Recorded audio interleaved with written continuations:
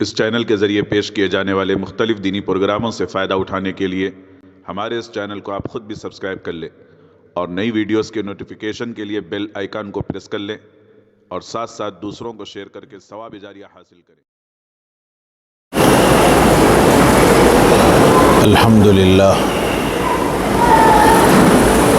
الحمد لله نحمده ونستعينه ونستغفره ونؤمن به ونتوكل عليه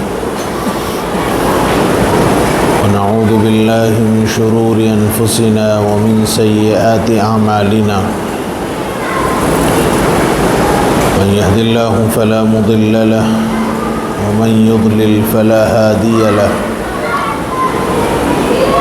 ونشهد أن لا إله إلا الله وحده لا شريك له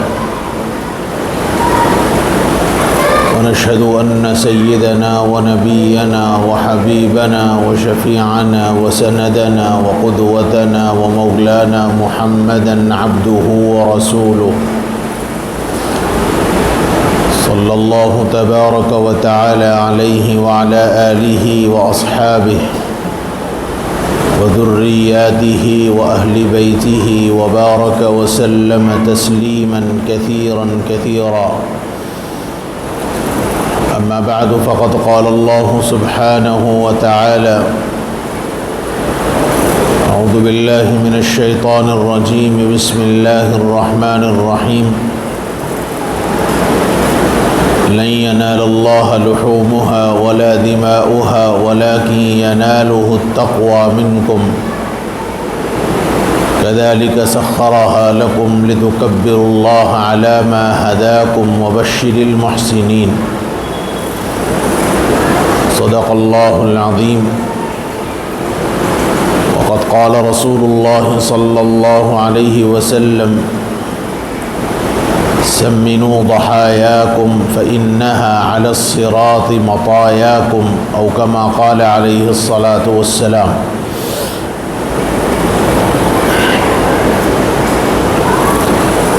محترم بزرگوں، عزیز بھائیوں، گزشتہ جمعہ یہ بات اس عاجز نے بتلائی تھی کہ قربانی اصل میں یہ قرب سے مشتق ہے، قرب سے نکلا ہوا ہے، اور قرب کے معنی ہیں تقرب اختیار کرنا، اللہ سے تعلق کو جوڑنا۔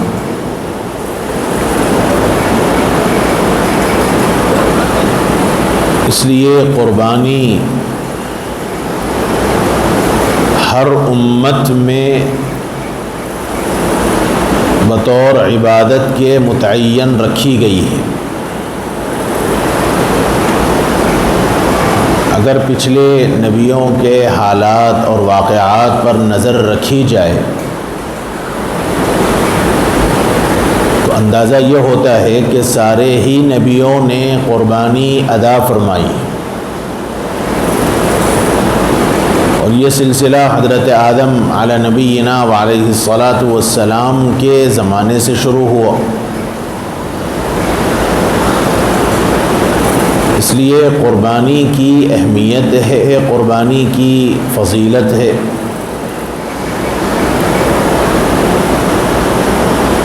حدیث پاک میں رسول اللہ صلی اللہ علیہ وآلہ وسلم سے پوچھا گیا، صحابہ کرام رضوان اللہ علیہم اجمعین کے سامنے جب حضور نے قربانی سے متعلق باتیں بتلائیں،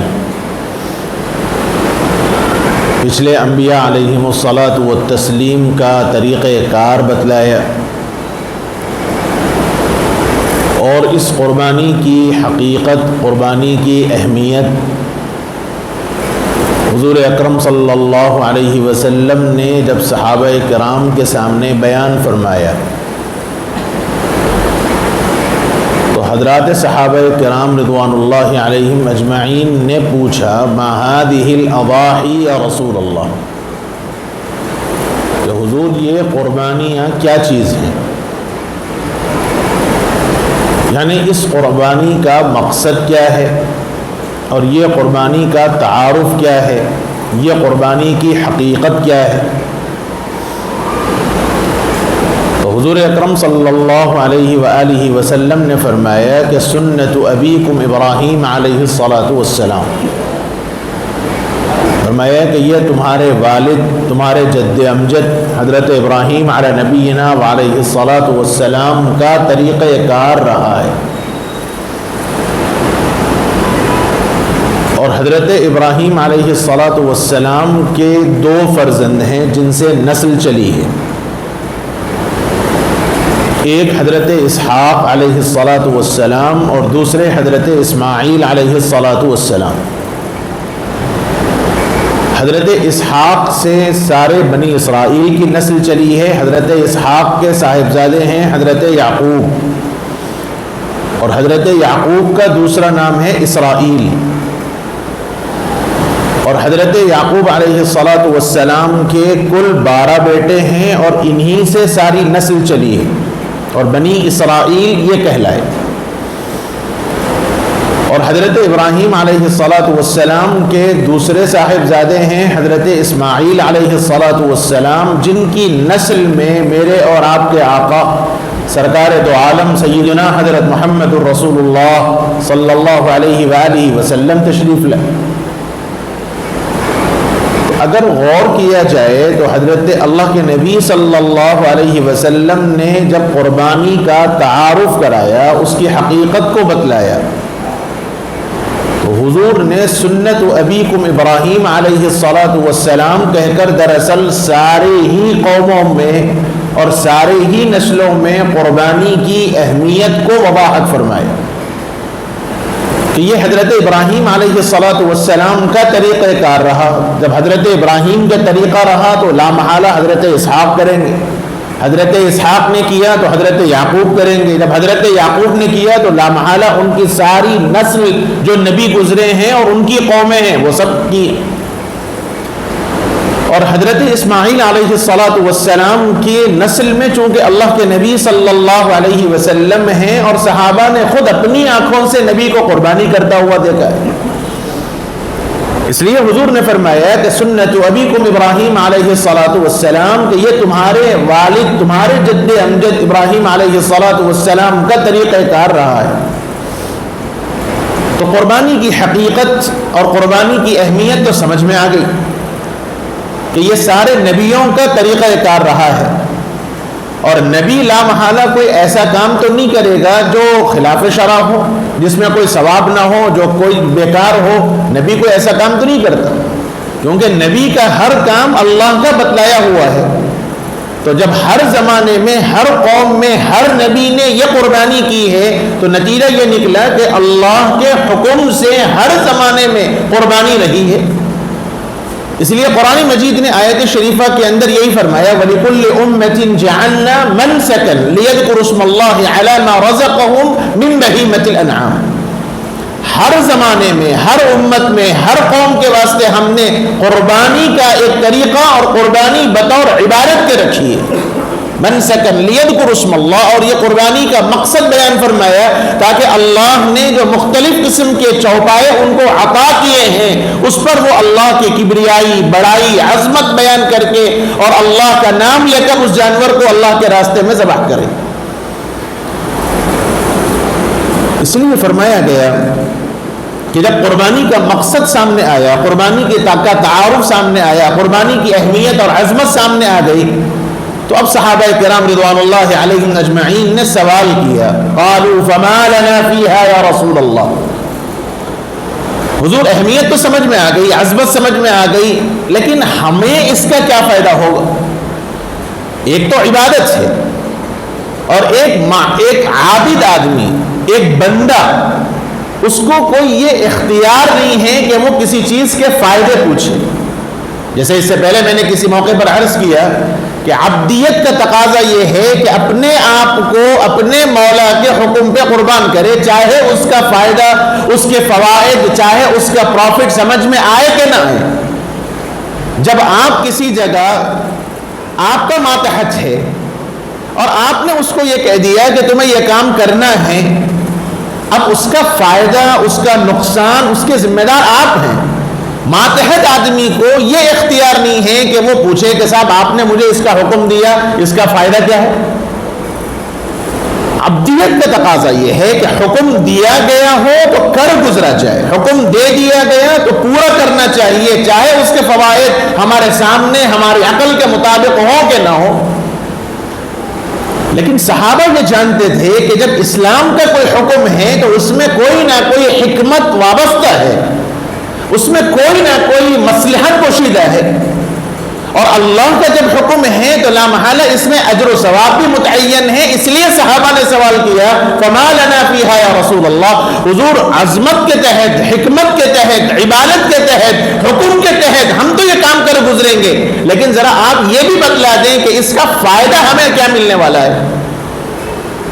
تو جناب رسول اللہ صلی اللہ علیہ وآلہ وسلم نے فرمایا قال بكل شعرة حسنة، او كما قال علیہ الصلاۃ والسلام، فرمایا کہ جانور پر جتنے بال ہیں ہر بال کے عوض ایک نیکی عطا کی جائے گی، بكل شعرة حسنة۔ بکروں میں دو قسم کے جانور ہوتے ہیں، ایک تو وہ ہے جو بکرا بکری ہوتی ہے، اور دوسرا مینڈا، اون والا جانور۔ تو اون بالوں سے زیادہ ہے۔ تو صحابہ نے فوری سوال کیا فما الصوف یا رسول اللہ، بال تو پھر بھی ممکن ہے گننے میں آ جائیں، اگرچہ کہ وہ بھی گننا محال ہے، ناممکن ہے، لیکن امکانی درجے میں بال کو گنا جا سکتا ہے امکان کے طور پر، لیکن اون اس کا تو گننا، اس کو شمار کرنا، اس کے پرت الگ الگ کرنا وہ تو ممکن نہیں ہے، کیونکہ بالوں کو اگر آپ ایسا کریں گے تو ایک ایک بال سمجھ میں آئے گا الگ الگ، لیکن اون تو آپس میں ملا ہوا ہوتا ہے، گڑ گڑ ہوتا ہے، اس کو الگ کرنا پرزا پرزا محال ہے، ناممکن ہے۔ تو صحابہ نے عرض کیا فما الصوف یا رسول اللہ، حضور اون کا کیا حکم ہے؟ اگر کوئی ایسا جانور ہو جس پر اون ہو تو اس کی قربانی پر ہمیں کیا یہی ملے گا کہ ہر بال کے عوض، ہر رونگٹے کے عوض، ہر ذرے کے عوض نیکی ملے گی؟ جناب رسول اللہ صلی اللہ علیہ وسلم نے فرمایا کہ ہاں۔ اب اندازہ لگایا جائے کہ یہ قربانی کا فائدہ ہے کہ ایک انسان اگر اللہ کے راستے میں جانور ذبح کرتا ہے تو ایک تو عبدیت کا حکم ہے، عبدیت کا تقاضا ہے، اور اسی پر ثواب مرتب ہے کہ ایک بندے نے اللہ کے حکم کو پورا کیا، اس پر ثواب مرتب، اور پھر اس کا فائدہ یہ بیان کیا گیا کہ ایک ایک بال کے عوض، ایک ایک بال کے بدلے تمہیں ایک ایک نیکی دی جائے گی، اور ایک جانور پر کتنے بال ہیں وہ کسی انسان کی طاقت کے باہر ہے کہ وہ اس کو شمار کر سکے۔ اسی لیے جناب رسول اللہ صلی اللہ تعالی علیہ وآلہ وسلم نے مدینہ المنورہ میں حضور 10 سال رہے، اور صحابہ فرماتے ہیں کہ سارے 10 سال بھی حضور نے قربانی فرمائی ہے۔ اس لیے گزشتہ جمعہ جو میں نے عرض کیا کہ ہر وہ شخص جو 612 گرام چاندی کے برابر مالیت رکھتا ہے، پراپرٹی رکھتا ہے، حیثیت رکھتا ہے، حتیٰ کہ اس کی ضرورت سے زائد سامان بھی اس کے پاس موجود ہے۔ میں نے مثال دی تھی کہ موبائل اگر کسی آدمی کے پاس 2 ہیں، ایک قیمتی ہے اور ایک تھوڑا سا ادنا درجے کا ہے، اور وہ قیمتی موبائل اگر اتنا ہے کہ وہ 612 گرام چاندی کی مالیت کے برابر، اور اس زمانے میں 612 گرام 35,000 سے 40,000 کے بیچ میں ہے، تو اس آدمی پر قربانی لازم ہے، اور قربانی نہیں کرے گا تو عند اللہ گنہگار ہوگا۔ اور اتنی سخت وعید بیان کی گئی ہے کہ اللہ کے نبی صلی اللہ علیہ وسلم نے فرمایا کہ وہ آدمی جو قربانی کی طاقت رکھتا ہو، گنجائش رکھتا ہو، من وجد سعة، حضور نے فرمایا کہ جو آدمی قربانی کی گنجائش رکھتا ہو، اور سعہ کا مطلب کیا ہے؟ سعہ کا مطلب ہے نصاب کے برابر، یہ جیسے میں نے ابھی بتلایا 612 گرام کے برابر، من وجد سعة، اگر کوئی آدمی گنجائش رکھتا ہو، وسعت پاتا ہو، اور پھر اس کے باوجود وہ کوئی قربانی نہیں کرتا، تو میرے آقا نے فرمایا فَلَا يَقْرَبَنَّ مُصَلَّانَا، ایسا آدمی ہماری عیدگاہ کے قریب بھی نہ آئے، عیدگاہ کے قریب بھی نہ آئے۔ علماء کرام نے بڑی عجیب باتیں اس حدیث کے تحت لکھی ہیں۔ ایک حدیث میں اللہ کے نبی صلی اللہ علیہ وآلہ وسلم نے فرمایا کہ وہ آدمی جو حج کی گنجائش رکھتا ہے، یعنی زاد و راحلہ پر قادر ہے، حج اس کے اوپر فرض ہے اور اس کے باوجود وہ حج نہ کرے، تو حضور اکرم صلی اللہ علیہ وسلم نے فرمایا کہ وہ یہودی ہو کر مرے یا نصرانی ہو کر مرے، مجھے کوئی پرواہ نہیں۔ جو ذات ایک ایک آدمی کے حق میں ایمان لانے کے واسطے اتنے بے چین، اتنے پریشان کہ قرآن نے یہ اعلان کیا فَلَعَلَّكَ بَاخِعٌ نَفْسَكَ أَلَّا يَكُونُوا مُؤْمِنِينَ، حضور ایسا معلوم ہوتا ہے کہ لوگ اگر ایمان نہیں لاتے تو آپ جو گھٹتے ہیں، فکر مند ہوتے ہیں، پریشان ہوتے ہیں، روتے ہیں، بلبلاتے ہیں لوگوں کے واسطے، ایسا معلوم ہوتا ہے کہ اگر لوگ ایمان نہ لائیں تو آپ اپنے آپ کو ان کے پیچھے ہلاک کر دیں گے۔ ایسے محبت رکھنے والے نبی، لقد جاءکم رسول من انفسکم عزیز علیہ ما عنتم، فرمایا کہ ایسے رسول ہیں، ایسے مہربان ہیں کہ تم اگر کسی وجہ سے مشقت میں پڑ جاؤ، مصیبت میں پڑ جاؤ تو تمہارا مشقت میں پڑنا، تمہارا مصیبت میں پڑنا ان کو ناگوار گزرتا ہے۔ ایسے مہربان، ایسی محبت رکھنے والے نبی نے اتنی سخت وعید فرمائی کہ جو آدمی حج کرنے کی طاقت رکھتا ہو پھر وہ حج نہ کرے تو وہ یہودی ہو کر مرے کہ نصرانی ہو کر مرے، یعنی ملت اسلام سے اس کا کوئی تعلق نہیں ہے۔ علماء کرام نے فرمایا کہ ایسی وعید صرف اسی موقع پر ہوتی ہے جو انتہائی عظمت اور اہمیت والی ہو، اور قربانی کے متعلق میرے آقا نے یہ فرمایا کہ جو آدمی قربانی کی طاقت رکھتے ہوئے اگر وہ قربانی نہ کرے فلا یقربن مصلانا، ہماری عیدگاہ کے قریب بھی نہ آئے، یعنی میرا اس سے کوئی تعلق نہیں ہے۔ اس لیے میرے بھائیوں، قربانی بڑی اہمیت کی چیز ہے، اس سے اللہ کا قرب حاصل ہوتا ہے، اس سے آدمی اللہ سے تعلق کو جوڑتا ہے۔ اور یہ عاجز بار بار ایک بات یہ کہتا ہے کہ قربانی صرف ایک جانور کے ذبح کر دینے کا نام نہیں ہے، قربانی اپنے جذبات کو کچلنے کا نام ہے، اپنی خواہشات کو مارنے کا نام قربانی ہے۔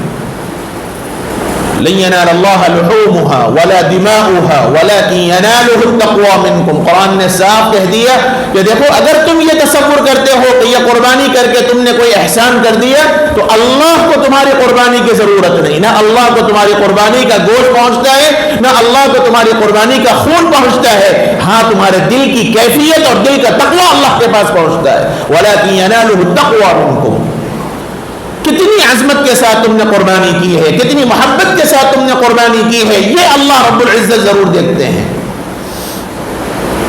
اس لیے قربانی تو کرنا ہے، ہر وہ آدمی جو صاحب استطاعت رکھتا ہو، گنجائش رکھتا ہو، اس کے اوپر قربانی لازم ہے۔ اس وقت دو تین باتیں اہمیت کے پیش نظر عرض کرنا ہے۔ پہلی بات تو یہ ہے کہ یوم العرفہ، گزشتہ جمعہ بھی میں نے عرض کیا، اس بات پر پھر دوبارہ عرض کرتا ہوں، یوم العرفہ 9 ذی الحجہ کا روزہ، میرے آقا نے فرمایا کہ جو آدمی یوم عرفہ کو روزہ رکھے تو اللہ اس کے اگلے سال کے پچھلے سال کے گناہ کو معاف کر دیں گے، اور اس سے مراد گناہ صغائر ہیں، گناہ کبائر بغیر توبہ کے معاف نہیں ہوتے۔ جتنے گناہ صغائر انسان نے کیے ہیں ایک سال کے اندر، ایک دن آدمی عرفہ کو روزہ رکھے گا تو اس کا روزہ ادا ہو، اس کے سال بھر کے گناہ معاف ہوں گے۔ لیکن مسئلہ یہی ہے کہ یوم العرفہ ہے کون سا؟ یہ بعض لوگ جو ہر چیز کو عقل کے دائرے پر پرکھتے ہیں وہ یہ سمجھ رہے ہیں اور بات باضابطہ کہہ رہے ہیں کہ یوم عرفہ کا مطلب ہے جس دن حجاج عرفہ میں قیام کریں گے وہ یوم عرفہ ہے، لہذا سعودیہ ایک دن تاریخ ہم سے پہلے ہوتی ہے، جس دن حجاج یوم عرفہ کو قیام کریں گے اس دن روزہ رکھنا ہے، حالانکہ یہ صحیح نہیں ہے۔ یوم العرفہ 9 ذی الحجہ کا نام یوم العرفہ ہے، 9 ذی الحجہ جس مقام پر ہو اس دن یوم عرفہ ہے۔ عرفہ کا مطلب حجاج کے قیام سے عرفہ نہیں ہے، یوم الترویہ، یوم العرفہ، یوم النحر، یہ 3 اصطلاحات ہیں۔ یوم الترویہ 8 ذی الحجہ، یوم العرفہ 9 ذی الحجہ، یوم النحر 10 ذی الحجہ۔ اور انسان جہاں رہتا ہے وہاں کا اعتبار ہے، مطلع، چونکہ اسلامی تاریخ، اسلامی احکامات چاند پر موقوف ہے، اور چاند کے نکلنے اور ڈوبنے کی ہر ایک جگہ الگ الگ ہے، ہر ممالک کا مسئلہ الگ ہے۔ سعودیہ ہم سے 2.5 گھنٹے وقت کے اعتبار سے پیچھے ہے، تو جو لوگ سعودیہ کو فالو کرنے کی کوشش کرتے ہیں، گزشتہ جمعہ میں نے عرض کیا کہ نماز بھی وہ پھر وہ سعودیہ کے مطابق پڑھے، لیکن کوئی بھی ایسا نہیں کہہ رہے گا۔ اور اسی نتیجے میں قربانی کے سلسلے میں بھی بعض لوگ یہ غلطی کر رہے ہیں کہ چونکہ وہاں کا کوئی آدمی یہاں قربانی کرا رہا ہے اور وہاں یوم النحر ہو گیا، ایک دن پہلے وہ ہم سے ہیں، تو یہاں یوم العرفہ ہے تو 9 ذی الحجہ کو یہاں قربانی ہو رہی ہے، اور بہت سے مدارس میں ماشاءاللہ چمڑے بھی پہنچ رہے ہیں، حالانکہ وہ قربانی ادا نہیں ہوئی، کیونکہ جہاں مسئلہ یہی ہے کہ جہاں وکیل ہے، جس کو ذمہ داری دی گئی قربانی کی، اس کی جگہ کا اعتبار ہے۔ وہاں اگر یوم النحر ہے تو قربانی ہوگی، اور اگر وہاں یوم النحر نہیں ہے تو پھر قربانی نہیں ہوگی۔ اس لیے یوم العرفہ جو آدمی جہاں ہے وہاں کا اعتبار ہے۔ اب ہمارے پاس چہارشنبے کو انشاءاللہ عید ہونے والی ہے، یوم النحر 10 ذی الحجہ چہارشنبے کو آنے والا ہے، تو منگل کا دن ہمارے پاس یوم عرفہ ہے، تو منگل کو آپ روزہ رہیں۔ اور یوم العرفہ کی فضیلت آئی ہے، لہذا بعض لوگوں کے ذہنوں میں ایک بات یہ ہے کہ 2 روزے رہنے چاہیے، 1 روزہ نہیں، حالانکہ یوم الترویہ کے روزے کا ثبوت حدیث میں نہیں ہے۔ ہاں یہ اس اعتبار سے آپ رکھ سکتے ہیں کہ چونکہ حضور ذی الحجہ کے عشرہ میں، جیسے گزشتہ جمعہ میں نے عرض کیا کہ اکثر روزہ رکھا کرتے تھے، تو اس اعتبار سے اگر کسی آدمی نے یکم ذی الحجہ سے 9 ذی الحجہ تک روزہ رکھا ہے تو اس کے لیے تو کوئی مسئلہ نہیں، لیکن جو صرف یوم عرفہ کو روزہ رکھنا چاہتے ہیں تو وہ صرف منگل کا روزہ رکھ لیں، پیر کے دن کا روزہ رکھنا یعنی یوم الترویہ 8 ذی الحجہ کا روزہ رکھنے کی آپ کو ضرورت نہیں ہے۔ ہاں نفل کے طور پہ آپ رکھنا چاہیں رکھیں، اس سے انکار نہیں، لیکن یہ جو ذہنوں میں ہے کہ 1 روزہ نہیں رہ سکتے، 2 روزے کم سے کم رہنا چاہیے، یہ صرف یوم عاشورہ کے واسطے ہے، یہ حضور نے فرمایا یوم عاشورہ کے واسطے 2 روزے رکھنے چاہیے، بقیہ جتنے بھی ہیں ہر جگہ 1 روزے سے بھی کام چل سکتا ہے۔ اس لیے ایک تو جس جگہ آپ رہیں وہاں کا اعتبار ہے، اور یوم العرفہ کو روزہ رکھنے کا اہتمام کر رہے ہیں۔ دوسرا ایک اہم مسئلہ، اور یہ مسئلے کو بہت زیادہ پتہ نہیں کیوں پھیلایا جا رہا ہے، لوگوں کو کنفیوز کیا جا رہا ہے، حالانکہ یہ کوئی ایسا مسئلہ نہیں ہے جس کے اوپر اتنی شدت سے واٹس ایپ پہ، فیس بک پہ، انسٹاگرام پہ پھیلا کر گروپوں میں شیئر کر کے، اور آخری میں یہاں تک کہ اگر آپ کو نبی سے تھوڑی سی بھی محبت ہے تو اس کو ضرور آگے شیئر کیجیے۔ یہ ایک عجیب لوگوں کا مزاج بن گیا، نبی سے محبت، اللہ سے محبت کا واسطہ دے دے کر ایک باتوں کو پھیلانے کی کوشش کی جا رہی ہے۔ اگر خدا نخواستہ اس نے نہیں کیا تو آپ کی نگاہ میں گویا وہ اللہ کے نبی سے محبت کرنے والا نہیں ہے۔ ایک عاشق رسول کو، ایک سچے مسلمان کو آپ خواہ اس قسم کے جملے استعمال کر کے عاشق رسول کی فہرست سے نکال رہے ہیں۔ دیکھیے ایک مسئلہ یہ پھیلایا جا رہا ہے کہ ایک قربانی، ایک جانور کی قربانی سارے گھرانے کی طرف سے، سارے خاندان کی طرف سے کافی ہے، ہر ایک کی الگ الگ قربانی کی ضرورت نہیں ہے۔ اور حدیث پیش کی جا رہی ہے، ابو داود شریف کی روایت ہے، سیدنا حضرت ابو ایوب انصاری رضی اللہ عنہ، حضرت عطا ابن ابی رباح رضی اللہ عنہ رحمہ اللہ تابعی ہیں، حضرت عطا نے حضرت ابو ایوب انصاری رضی اللہ عنہ سے پوچھا کہ حضور اکرم صلی اللہ علیہ وسلم کے زمانے میں قربانی کیسے ہوتی تھی؟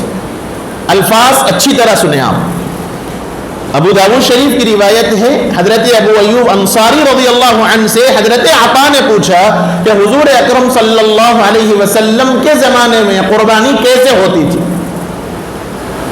تو حضرت ابو ایوب انصاری رضی اللہ عنہ نے فرمایا کہ ہمارے زمانے میں، یعنی حضور کے زمانے میں، جو آدمی قربانی کی طاقت رکھتا تو وہ ایک جانور ذبح کرتا اور اپنے سارے گھرانے کو اس میں شریک کر لیتا، اور پھر اس کے بعد وسعت آتی گئی، کشادگی آتی گئی، حتی تباہی الناس، ابو داؤد شریف کی روایت ہے، اور اس وقت تم یہ حال دیکھ رہے ہو کہ اب لوگوں میں فخر ہونے لگا۔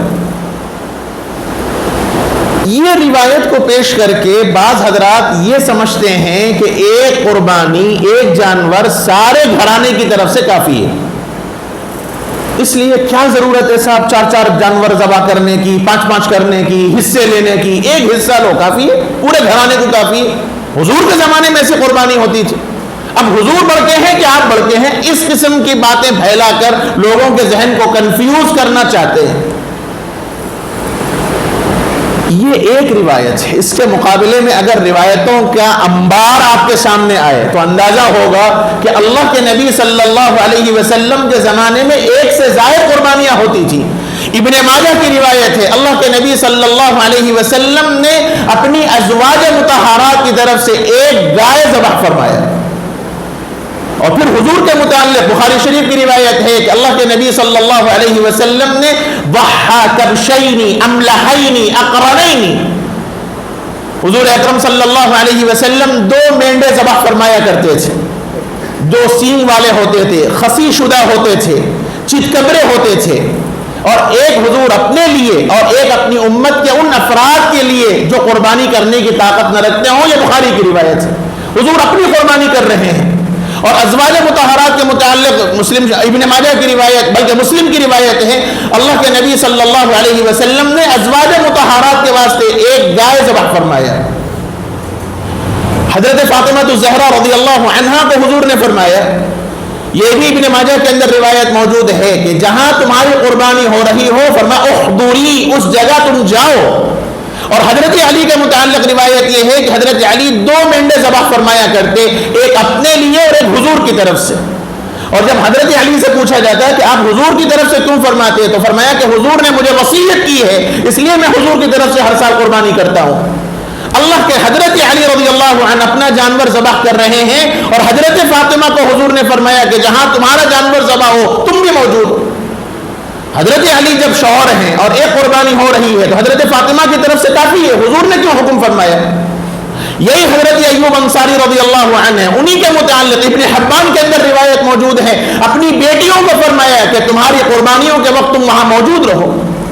حضرت ابو ایوب خود یہ فرما رہے ہیں کہ حضور کے زمانے میں 1 بکرا ذبح ہوتا اور سارا خاندان شریک ہوتا، اور پھر اپنی بیٹیوں کو فرما رہے ہیں کہ تم اپنے قربانی کے وقت موجود رہو، جبکہ ان کے شوہر قربانی کرتے۔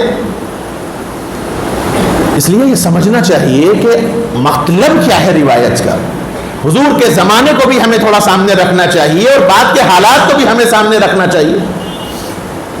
اللہ کے نبی صلی اللہ علیہ وسلم کے زمانے میں تنگی تھی، حضور کے زمانے میں خوشحالی نہیں تھی، حضور کے زمانے میں لوگوں کے پاس اتنی مالی وسعت نہیں تھی، اور شریعت کا حکم یہی ہے، جو آدمی کو زیادہ گنجائش نہیں رکھتا ہے، ایک آدمی 1 قربانی کی طاقت رکھتا ہے تو وہ اپنی طرف سے واجب قربانی ادا کرے اور بقیہ اپنے سارے گھرانے کو ثواب میں شریک کر لے۔ مقصد یہ ہے روایت کا، اور سارا گھرانہ نہیں، سارا خاندان، بلکہ آگے چل کے ساری امت کو آپ ثواب میں شریک کیجیے۔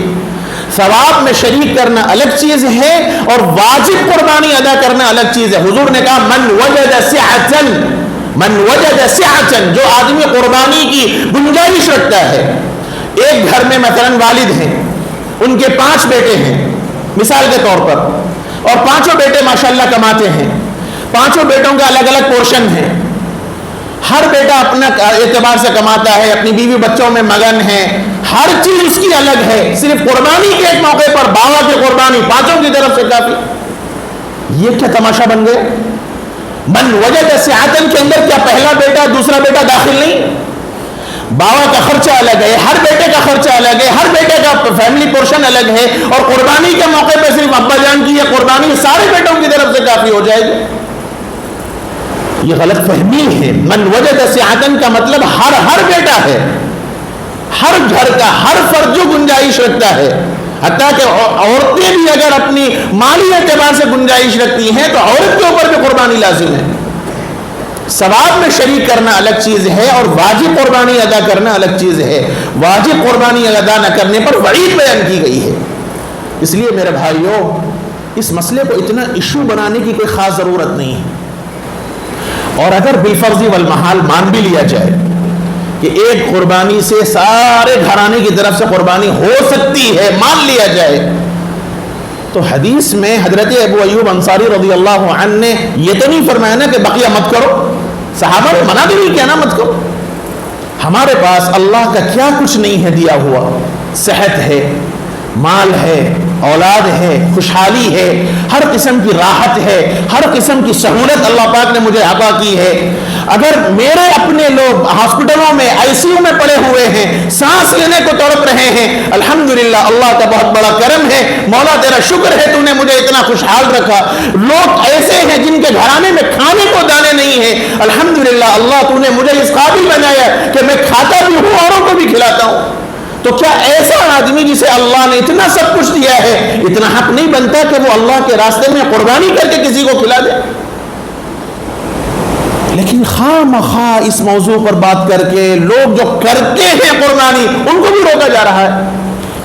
اسراف کر رہے ہیں صاحب، آپ کیا ضرورت ہے اسراف کرنے کی؟ اسلام آسانی کا مذہب ہے، اسلام تنگی والا مذہب نہیں ہے. جب آپ کے پاس سہولت ہے تو کئی وہ خامخواہ اسراف کر رہے ہیں. اللہ کے راستے میں جانور ذبح کرنا آپ کے نزدیک اسراف بن گیا، اور آپ بھی اپنے گھرانے کے اندر 10 آدمی کو بلانے کے واسطے ہزاروں کا آپ خرچہ کریں گے، وہ اسراف نہیں ہے آپ کے پاس، وہ مہمان نوازی ہے آپ کی. آپ کے گھر شادی ہو جائے تو نیوتے سے لے کے ہر وہ کام کریں گے، وہ آپ کے پاس اسراف نہیں ہے. لیکن اگر آپ کی قربانی سے گھر کے غریب گھرانے کے اندر گوشت جا سکتا ہے، کسی آدمی کا پیٹ بھر سکتا ہے، تو وہ آپ کے نزدیک اسراف ہے. یہ باتیں آ رہی ہیں سامنے. لوگ صرف کیوں پتہ نہیں اس موضوع کو پھیلا رہے ہیں مجھے نہیں معلوم، لیکن یہ باتیں آ رہی ہیں. اسراف ہے، اسراف ہے، خواہ مخواہ کرنے کی ضرورت نہیں ہے. اس لیے سوچنا چاہیے. من وجد سعہ کے اندر ہر وہ آدمی جو گنجائش رکھتا ہے، چاہے مرد ہو یا عورت ہو، جوائنٹ فیملی کے اندر بھی ہر بیٹا اگر الگ الگ اپنے طور پر کماتا ہو تو ہر ایک کی طرف سے قربانی لازم ہے، نہ کرنے پر گناہ ہے. اس لیے جس کے پاس بھی وسعت ہے، گنجائش ہے، وہ ضرور قربانی کیجئے. قربانی میں ضروری نہیں ہے کہ آپ مکمل بکرا ہی دیں، حصہ بھی لیں. آپ حصہ لیں، کم سے کم آپ کی حیثیت کے مطابق اگر وہی ہے تو بڑے جانور میں حصہ لیں. ایک بڑے جانور میں 7 افراد شریک ہو سکتے ہیں، حصہ لے لیں. آپ کسی وجہ سے جھنجھٹوں میں نہیں پڑنا چاہتے تو بہت سے لوگ یہ کام کر رہے ہیں کہ آپ کی واجب قربانی تو ادا ہو جائے گی اور آپ کا گوشت مستحقین میں پہنچ سکتا ہے، وہ آپ کیجیے. آج کل کووڈ کی وجہ سے بعض لوگ احتیاط کر رہے ہیں، اپنے گھر میں نہیں کاٹنا چاہیے. دعوتوں میں برابر جائیں گے، مارکیٹوں میں برابر جائیں گے، لوگوں سے برابر ملیں گے، گلے بھی ملیں گے، مسافر بھی کریں گے، سب کریں گے. وہاں کوئی ماسک کا مسئلہ نہیں، وہاں کوئی سوشل ڈسٹینس کا مسئلہ نہیں. کیوں؟ وہ لوگ وائرس سے پاک ہیں، آپ کی دعوت میں آئے ہیں اس لیے وہ وائرس سے پاک ہیں.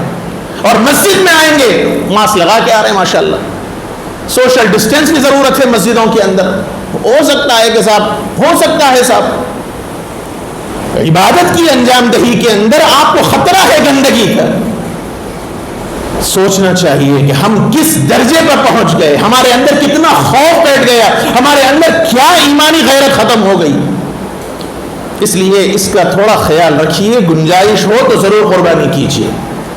اور تیسرا مسئلہ، اسلام انتہائی نظافت والا، اسلام انتہائی صفائی والا، اسلام انتہائی پاکی والا مذہب ہے.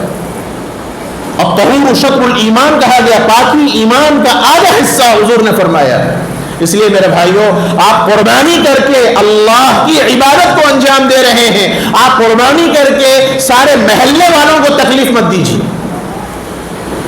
لایا جانور ذبح کر دیا، پورا بہا دیا، پورا خون کا پانی روڈوں پہ جا رہا ہے، فضلے کنڈیوں میں پڑے رہے ہیں، خود کو تکلیف. آج کل کے حالات کے اعتبار سے فضائیں معطر ہیں، اس لیے تھوڑا سا صفائی کا بھی اہتمام کرنا چاہیے قربانی پر. اس کا بہت خاص ضرورت ہے. گورنمنٹ کی طرف سے باضابطہ اہتمام ہوتا ہے، ہمارا بھی اپنا فریضہ ہے. ایک تو گورنمنٹ کی ذمہ داری ہے، وہ کر رہے ہیں، ہماری اپنی ذمہ داری ہے بحیثیت مسلمان ہونے کے. صفائی ستھرائی کا خاص خیال رکھا جائے، اس کا بہت اہتمام کیجیے. ہم عبادت کر کے دوسروں کو اسلام کا صحیح پیغام ہمیں پہنچانا چاہیے، اسلام کا صحیح پیغام ہمیں پہنچانا چاہیے. لیکن قربانی کر کے اگر ہم یہ کہہ دیں اور گندگی پھیلا دیں اور لوگوں کے ذہنوں کے اندر یہ ہو جائے کہ صاحب یہ 3 دن مسلمانوں سے پریشانی ہے، دم ہے دم ہے، اور خاص طور پر ایسے علاقے جہاں غیر مسلم بھائی بھی رہتے ہیں، تو ایسی جگہوں پہ تو بہت احتیاط کرنا چاہیے۔ اور اسلام مواسات کا حکم رکھتا ہے، غمخواری بتلاتا ہے، اخلاق کی تعلیم دیتا ہے، اس لیے آپ کے آس پاس پڑوس میں اطراف میں غیر مسلم بھی رہتے ہیں تو قربانی کا گوشت ان کو بھی ہدیہ دیجیے، ضرورت ہے اس بات کی۔ جیسے رمضان المبارک کے موقع پر میں عرض کرتا ہوں کہ شیر خورما آپ بناتے ہیں تو تھوڑا دودھ کا اضافہ کر کے آس پاس کے لوگوں کو بھی ہدیہ دیجیے، غیر مسلموں کو۔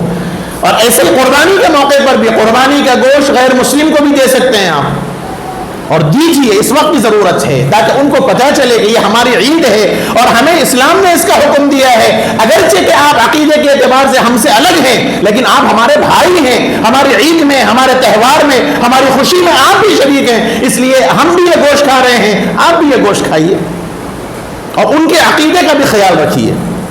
اگر آپ بڑا کاٹ رہے ہیں کسی وجہ سے اور بڑا ان کے عقیدے کے اعتبار سے غلط ہے تو وہ بڑا گوشت ان کو مت دیجیے، ان کو زد ہوگی، ان کو تکلیف ہوگی۔ وہ چھوٹا گوشت کھاتے ہیں تو دیجیے۔ آپ کے پڑوس میں اگر کوئی نان ویج نہیں ہے، ویجیٹیبل ہے، تو آپ ان کو گوشت مت دیجیے۔ لیکن یہ کام کرنے کے ہیں، اس سے اخلاق پھیلتے ہیں، اس سے تعلیم پھیلتی ہے، اس سے اسلامی تعارف ہوتا ہے۔ ایک تو یہ کام کرنا ہے، قربانی کے موقع پر خاص طور پر میرے بھائیوں صفائی کا اہتمام کیجیے، بلکہ ہو سکے تو ایک مہم چلانے کی ہمیں ضرورت ہے، ایک مہم چلانے کی ضرورت ہے۔ یہ بعض حضرات جو واٹس ایپ پہ اور فیس بکوں پہ جو مستقل رہتے ہیں، اور خاص طور پر یہ جو ان کے کئی گروپس بنے ہوئے ہیں، اس وقت یہ کام کرنے کی ضرورت ہے۔ اپنے گروپوں میں پھیلائیے اس مسئلے کو کہ اسلام انتہائی صفائی ستھرائی کا مذہب ہے۔ ہم میں سے ہر آدمی کی ذمہ داری ہے کہ قربانی کے موقع پر صفائی ستھرائی کا ہم ایک ضرور خیال رکھیں گے، ایک مہم چلانے کی ضرورت ہے، ورنہ یہ 3 دنوں میں راستوں پر چلنا دشوار ہے۔ اوجڑی لایا پھینک دیا، بوٹی کا لایا فضلہ لایا پھینک دیا، ساری کنڈیاں بھری پڑی ہیں، وہاں سے گزرنا مشکل ہوتا ہے۔ اس لیے اس کا تھوڑا خیال رکھیے، صفائی ستھرائی کی بہت اہمیت ہے، اسلام کا حکم ہے۔ آپ عبادت کر رہے ہیں تو عبادت کا غلط تصور مت پیش کیجیے۔ چوتھی بات یہ ہے کہ قربانی کا جو چمڑا ہے، چرم آپ اگر چاہیں تو خود استعمال کر سکتے ہیں، دباغت دے کے اس کو نمک وغیرہ ڈال کے اس کو سکھا کے قربانی کا چمڑا آدمی خود استعمال کرنا چاہے تو کرے، اور اگر نہیں تو پھر مختلف مدارس ہیں، تنظیمیں ہیں۔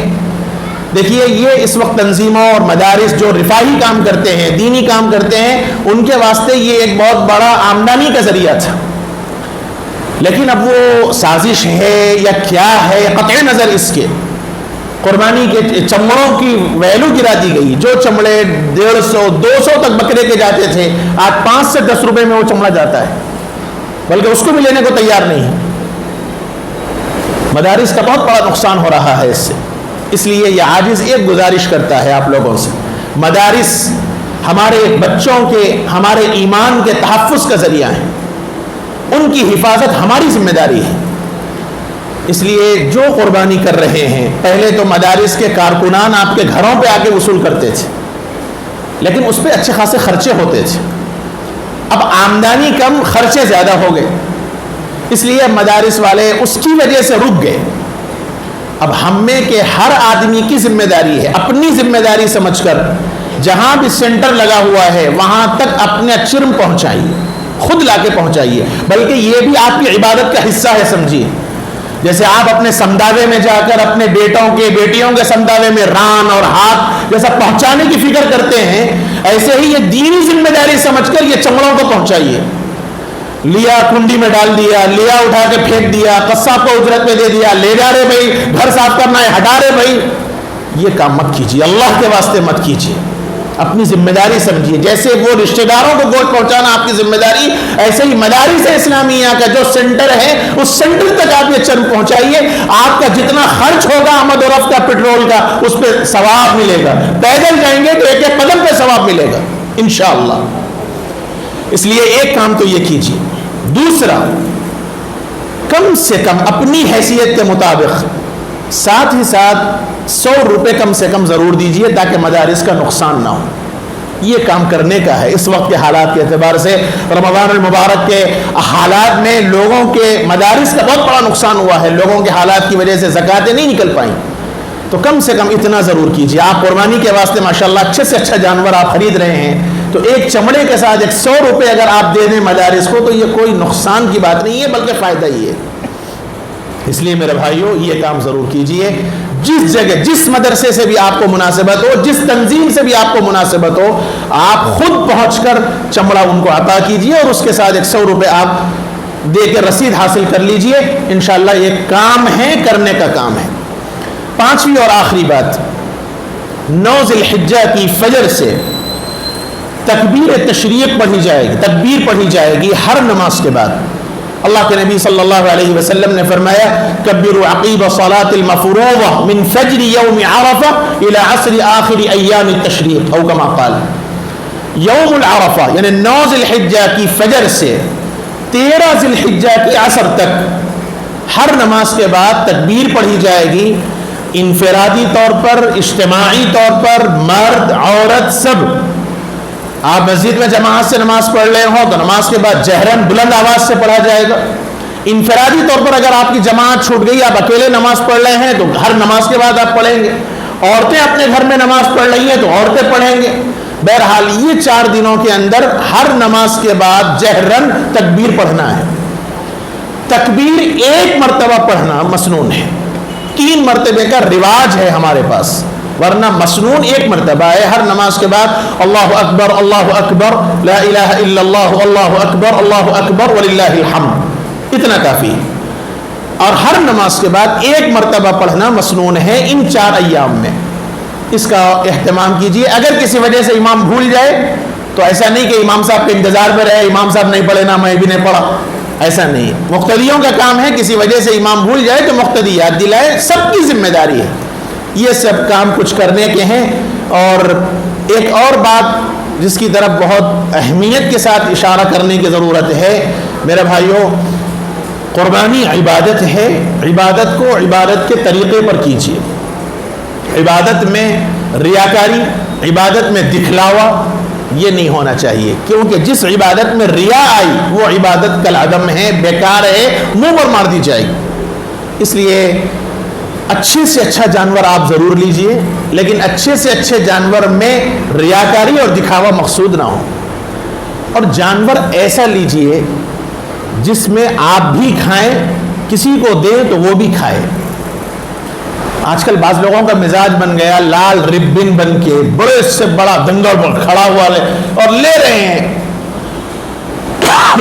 وہ گوشت نہ خود کھا سکیں گے، اور جس غریب کو آپ دیں گے وہ بیچارے کے پاس کوکر تو ہے نہیں کہ گلا سکے، تو ایسا گوشت لے کے فائدہ کیا ہے سوائے دکھلاوے کے؟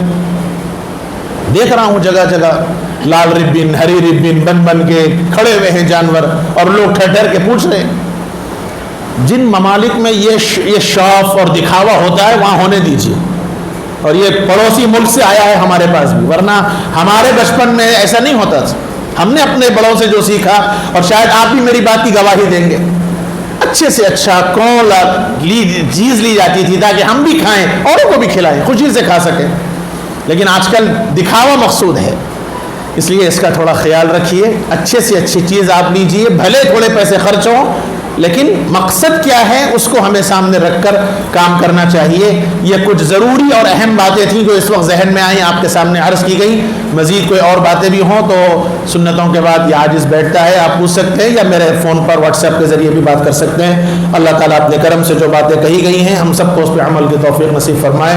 اے اللہ، جن حضرات نے دعاؤں کی درخواست کی ہے ان سب کے جائز تمناؤں کو پورا فرما، ان کی ضروریات کی تکمیل فرما۔